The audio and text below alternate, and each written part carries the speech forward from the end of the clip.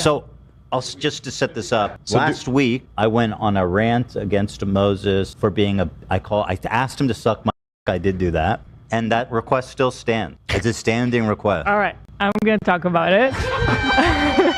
So, if you guys remember on the Howie episode, he asked us about it because he was like, I don't like seeing that this family is not talking to each other. You want me to pull that stamp up? The poker? No, wait. So, in that conversation, I feel like for the first time, I put it out there that I'm maybe willing to open that door and like see what could happen. Because for me, it's always been closed. It was like, I need this distance between us and I cannot entertain this relationship. And I was dealing with a lot of frustration over the time. It's really annoying. I don't like it. But, I was like, maybe I should think about it. And I was willing to put that out there to see what happens. And then what really hurt me to see then following after that is that what he chose to send to my mom was the clip of Ethan saying, what if your family member is an asshole? And how he said, that's fine. Then you say, you know what? I love this asshole, something like that. That's what he said, which, by the way, to me actually seemed like a really good point. I thought it made a difference for me because that's kind of an interesting way to look at it. Like, yes, let's all just say it. You're an asshole. Let's move on past that. But anyway, I thought it was a good point. You love this asshole. There you go. It's a spectrum of assholeness. How wide of an asshole are we talking here? Either way, he chose from that to just take this moment and send it to my mom, like, look at what they're doing, look how they're talking about me. And then my mom went into a whole breakdown, just like the endless cycle that he keeps doing with my family. And when Ethan saw that, then Ethan came on the show because it was the same day of the show and he was upset. And then that led to the rant that you guys saw of Ethan. It's just been endless and we're all so over it. And I feel like, I guess I can update you guys that some of you guys were worried that maybe we will reconcile and you'll see us reuniting. So don't worry, because it's clearly not gonna happen. It's done. It's not gonna happen. And I got my answer because I put it out there and I was waiting to see which way the wind will go, and it went in a very direct way to shutting it all off, and that's the end of it. Let me show the original clip and then what he sent, because I want you guys to see what a snake, because anyone who's left defending it, which I know there are some people in the Trisha fandom who are, let me just show you what a snake this dude is. I did. I watched the poker thing and then I saw Tana trying to... By the way, it's like every time someone asks me about them, you can't send it to like, and say they won't stop talking about me. Like, we do a live show, so I can't be like, you know what I mean? Like, it's like, I'm going to answer it. I'm an upfront guy. And I've explained that. And I'm sure people ask them all time. I've explained that to them. I explained it to everybody. And so the fact that after this, which to me was opening the door, after this, he still chose to do that. That was just like, honestly, a slap in the face. I don't know how to call it. I was amazed, by the way. I have to say, when the door is shut close. When you had said you would consider it, I was like, well, what? Did I honestly don't. As I was saying it, I wasn't even sure if I'm really ready for it. But it's been exhausting, and so I was like, I don't know. Maybe I need to reconsider everything. I don't know. So I honestly don't know. But first of all, and I know now. Totality. Get you to do frenemies again. Yeah. And then that's why and maybe you don't want me to bring it up, and you can tell me to stop it. That's why you asked us. That's why I asked. I said not only hopefully there's a frenemies reboot, but I'm very concerned that you don't talk to your brother. That's very important to me. I think as I love how important it is to Moses or to Howie that you and your brother talk. But I don't know if I'm overstepping my bounds. No, you're not. In telling, I just think that, hey, listen, you don't have to be best friends, but you should not have animosity or any negativity toward a family member. You can just. And I never thought that I would be in a situation like that. But you are. Right.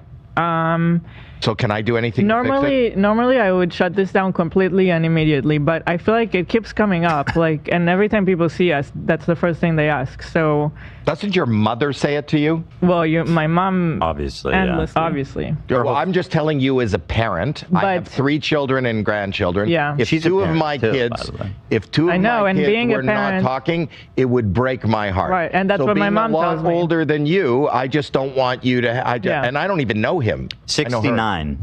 Oh, yeah. This was really a lot for me, and I was kind of like anxiously waiting to see what will happen, what will follow it. If he really wanted to put the family together, there was a chance here for sure. So I'm going to get to the point real fast of what he said. Both involved in it, Ethan. We need an outsider. When I first met you, I met you in Malibu. Details, I started talking about he'll have to and people got himself. mad at me. Your audience got mad at me because I said to Ethan, you don't talk to your sister-in-law and you don't talk to your family. Mm-hmm. The part where he says, Because, you should click on the other one. Okay, so anyway, we had a long conversation. And we go on and off topic. So. Okay. Yeah. So anyway, just to give you an idea of the tenor, the tone of the conversation there. So from that, which is mostly Howie saying get back together and Eve being like, you know what, I'm actually open to it for the first time ever. Here's the TikTok that Moses sent his mom. People go, oh, he has a right to confide in his mom. Is that what he's doing? Yeah, this is not confiding. This is manipulating. This is the clip he sends her. That is family. What if your family member is just a giant asshole? You could say that, but I love this giant asshole that happens to be my brother. Howie. This is what he heard. So he goes, they're obsessed. He called me a asshole. Can you believe that? Yeah. And so this little rat tried to spin it, but like actually it was taken in totality, such a fat, obvious little bitch made move. Sorry. There is the final update on the saga. It is the end. I feel like this time it was so clear. It was like as clear as daylight. And you know what? This was an interesting thing I too. said it. I put in the opening for it, and he chose to focus on the asshole. Yeah. He chose to focus on that and send that to my mom, and to me that says everything I needed to know. And the reason that I'm talking about it publicly like this is because he does all this to try to control me, and I want to talk directly to him and say, you will never decide what I can and cannot do. No, that's it. You have no power over me, and I don't owe anybody anything. You know what I'm saying? Same for me. I've been avoiding talking about it, trying to keep it as whatever it is. I don't even know what the word, but I've been trying, and I'm just done. Yeah. Do you know what's funny too is like we don't police everything they put out. I don't care if they say anything about me. Like imagine if every time they said something mean about us, I would send it to your mom and be like, hey, you got to do something about this. It's absolutely crazy. And he knows how hard it hits her every time. That's why he does it. And he still does it. So anyway, this just came up all of a sudden. I was like, oh, well, here, look at this. They were talking about us, and like, I don't care. I didn't even notice. I don't care. I wasn't thinking of sending you. And so like, I'm not obsessed with it the same way. It's easy for him to be like, they will never stop talking about me, but I don't have a list but like, look at this. This is just from a few weeks ago. After our first poker event. Oh, here, let me show the very beginning. We're even gonna mention it or not, but I loved your I shared it with Moses, the text he sent me where I sent you something like a screenshot and you're like, oh my god, this is like the Avengers from hell, and you're Predator's a symbol. I'm like, you cannot get a more dubious group of people. I was like, this is a lot. Shut up, you don't even know me. Laugh harder, Moses. Also, who the is that guy? Shut up, dork. I have no idea. It was so good. I was like, sometimes like I know we don't text each other a lot. We have them this week, but usually we don't text each other a lot. But I was like, I have to text them this because like what? And then you cracked me up. It was crazy. It was It was like someone had to literally like plan to have like a group of like just dubious people. The worst of the worst. I was like, wild. Bro, and present company in this podcast studio, how do we gauge that as a group of people in terms of dubiousness, whatever that's this dumb face, bro. Okay, sorry. I won't get too caught up. All right. I mean, can I just show it and not say anything? Yes. I'm being told that's his actual. How did that even happen? That's it. Just submitted without commentary. You know what I'm saying? Okay. Thank you.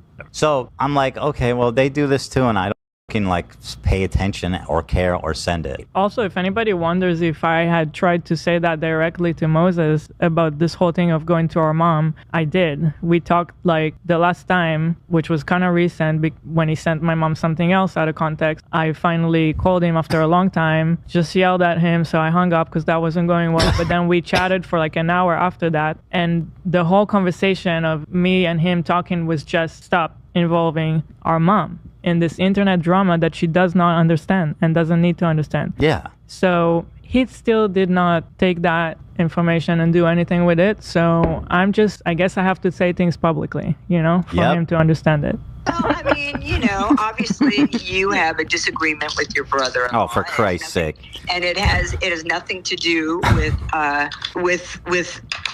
I mean, I know you had a falling out with Trisha for crack, and and you certainly had a falling out with Moses. Certainly. I personally had issues with Moses for some things that he said that were not true about your father and I. So that really, oh yeah, because he was talking shit about everybody behind our backs. What did he say about you again? I forget. He made some sort of comment that Dad and I moved to Mexico to avoid taxes or something. That was which is ridiculous. So crazy, it's just totally in Mexico and and the United States. Also, you guys were retired. You moved there when you were retired. You weren't even working. Like, what the? And nobody ever told him that. That was just a straight up, completely fabricated lie, which he was doing about all of us, we learned, which is one of the reasons I was like, oh my God, this guy who I've been close with all these years, I don't actually know him at all. It's very strange that he would say something like that. It was very hurtful. Yeah. That family. Yeah, so when you had spent time with... Wait, I might want this. Hold on. What do you got? Whisper it. You talking to me? Yeah, whisper it. What do you have? I can't whisper it. They're sitting right here. They can't hear. They're hard of hearing. They can't hear. No, then I'll give away my hand. Is it good? No, it's not.